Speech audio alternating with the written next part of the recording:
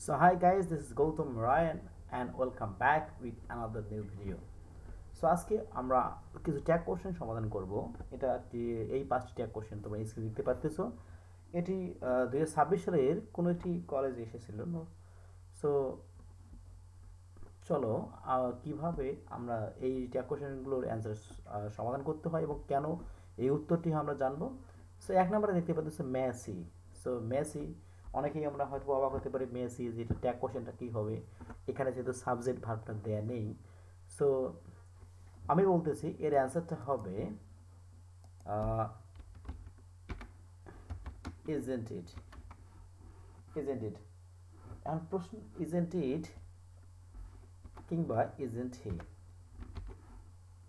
এই দুটো অ্যান্সারই কারেক্ট। সো কীভাবে, যদি আমরা এই বাক্যটাকে একটু অ্যানালাইজ করি তাহলে আমরা ক্লিয়ারলি বুঝবো যে অ্যান্সারটা আসলে কেন ইজেন্ট ইট অথবা isn't he correct. Okay, so ব্যাখ্যাটা হচ্ছে এটাই যে অ্যাকচুয়ালি এই বাক্যটি যদি আমরা অ্যানালাইজ করি যে ইট ইজ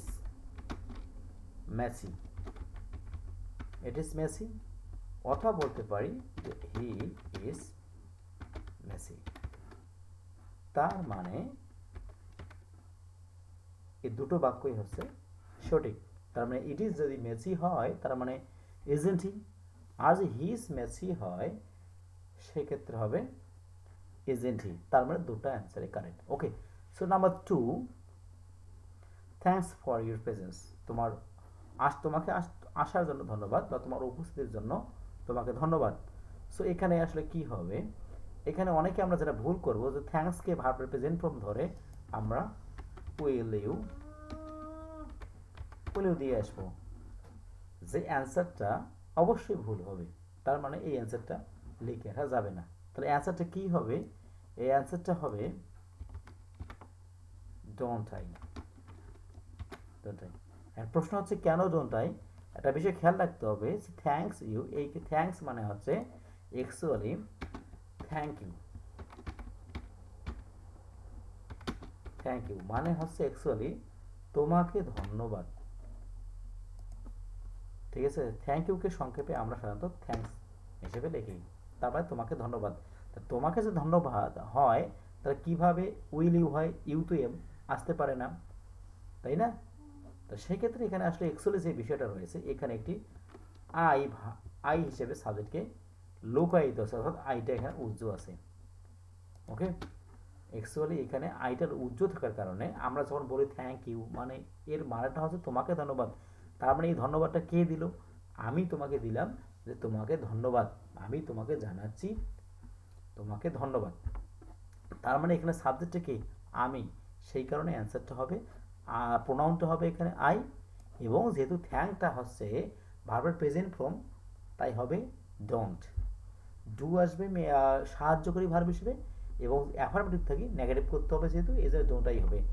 এখন একটা যেটা কাজ করি আমরা অনেকে ভুল করতে পারি, যে ভার্বের সাথে যে থ্যাঙ্কসের সাথে এস বাই এর আছে, এর মানে হচ্ছে অবশ্যই ডাজেন্ট দিতে হবে না। এই ভুলটাও করা যাবে না, কারণ থ্যাংক ইউকে সংক্ষেপে থ্যাঙ্কস হিসেবে লেখা হয়। তার মানে এই এসটা ভার্বের সাথে এস বাই এস এমনটা ধরা যাবে না। তো আমি আশা রাখি তোমরা এই বিষয়টা বুঝতে পেরেছো। So number 3, good once.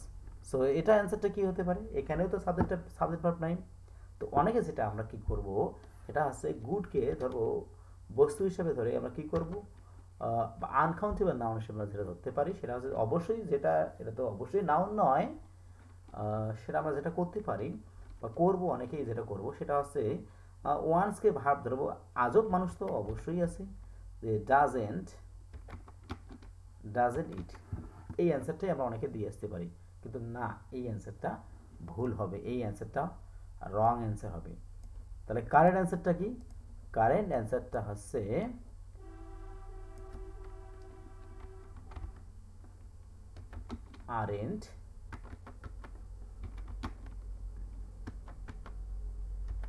Aren't they. This is correct answer.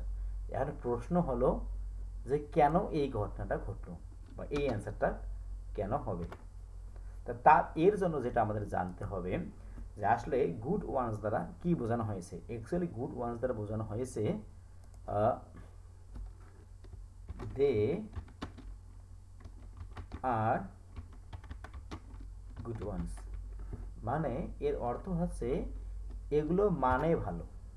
তা এগুলো যদি মানে ভালো হয় তার মানে কি, দে আর গুডস মানে এগুলো হচ্ছে মানের দিক থেকে, ঠিক আছে, অনেক ভালো, মানে কি সেগুলো হচ্ছে ভালো মানের।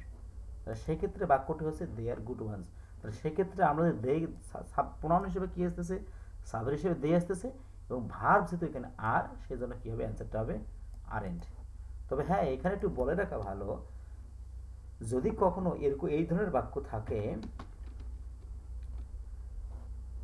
কীরকম বাক্য যদি থাকে, ইট ইজ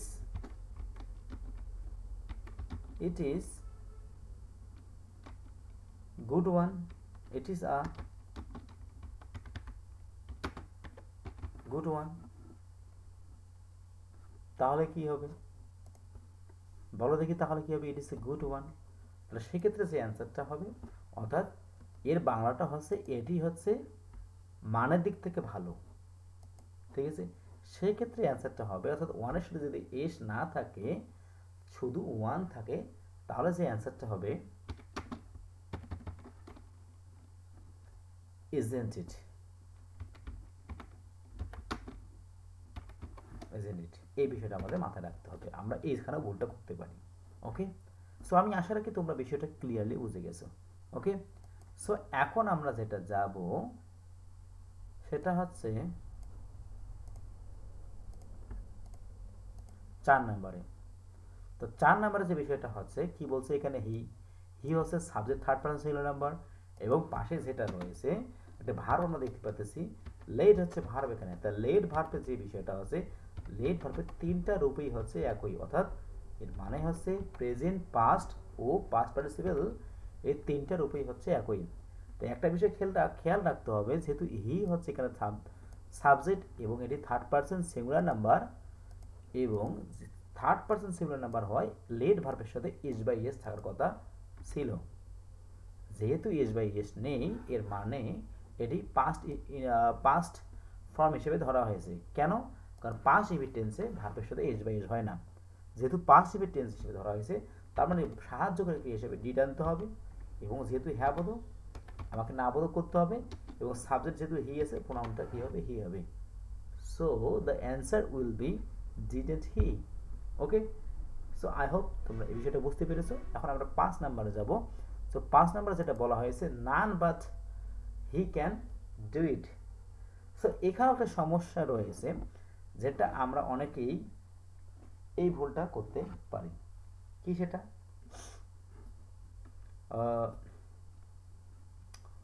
নানের প্রোনাউন হিসেবে আমরা অনেকে ক্যান দিতে পারি, ক্যান হিসেবে নিতে পারি।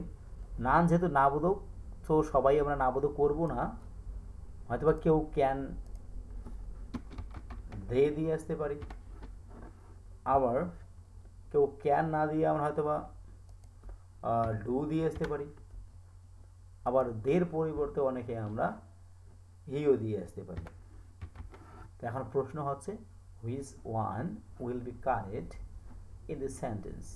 ওকে, সো একটা বিষয় খেয়াল রাখতে হবে, নান বাটের পর অবশ্যই সাবজেক্ট বসে।